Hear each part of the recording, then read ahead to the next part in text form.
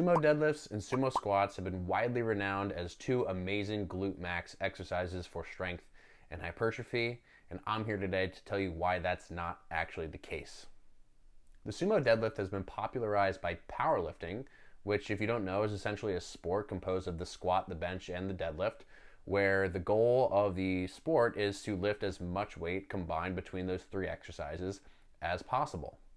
In this sport, like any other, all lifters are going to look for the greatest amount of competitive advantage possible.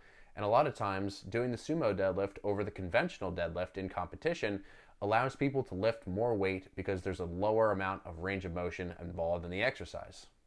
It's important to consider, though, that we shouldn't confuse the amount of weight lifted in a particular movement with the amount of tension put across a particular muscle. While the amount of weight lifted in a particular exercise is very relevant to whether or not a muscle will grow over a long period of time, it's not the only factor. We need to look at how the body is positioned relative to the weight that we're lifting to ensure that that muscle is in a great position to produce force against the load. So let's dive into the anatomy. So the glute max will have a lot of different attachment sites, and if we look at our pelvis model here, there's one that kind of spans the top of the iliac crest, there's one that runs down through the sacrum, and then there's one that attaches directly to the coccyx, or this little tiny little thing toward the bottom of the tailbone. All of those divisions of the glute max run down to the femur, right, which is just essentially your leg bone.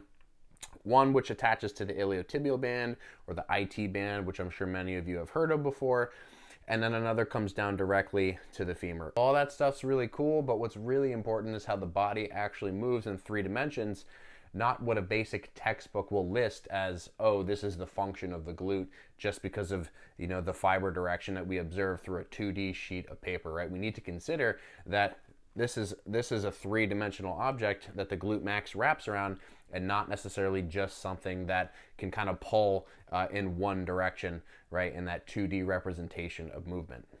So now back to why the sumo deadlift might not be your best option for glute max hypertrophy. If we look at the research that's gone into hypertrophy or muscle growth, we can understand that one of the basic principles of hypertrophy is that we want to train the muscle through a full range of motion, and we want to give those muscles specific mechanical leverage to be able to produce force.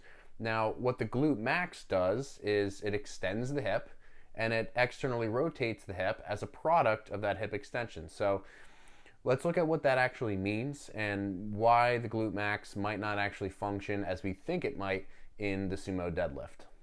So a lot of people will look at that 2D representation in an anatomy textbook and say, oh, the glute max is an external rotator, therefore we should externally rotate the hips, or take a really wide stance in a sumo deadlift.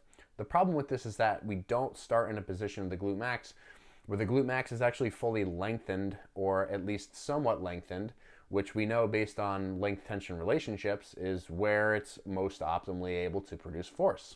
Where it is more optimally lengthened, or in a mid-range position, is in something like an RDL or Romanian deadlift, or in something like a conventional deadlift, where the feet are actually narrower together and where the glute max has a lot of ability to kind of wrap around and stretch around the pelvis. The same thing applies to all kinds of squats. So in other words, we don't want to take a muscle and put it in a very short position and then try to produce force from that very short position.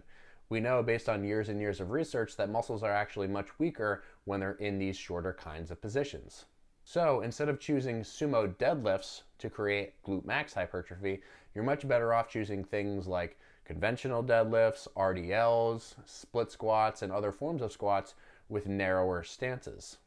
Remember, the glute max does not function as a primary hip external rotator.